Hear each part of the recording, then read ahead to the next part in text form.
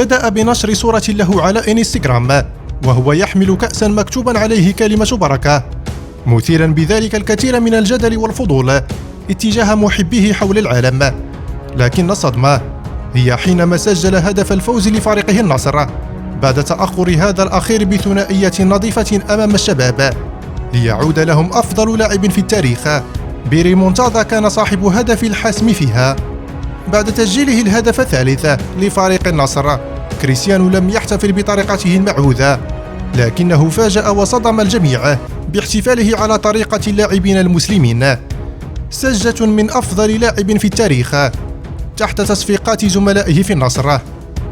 ماذا يعني أن يسجد كريستيانو رونالدو بعد تسجيله هدف الفوز؟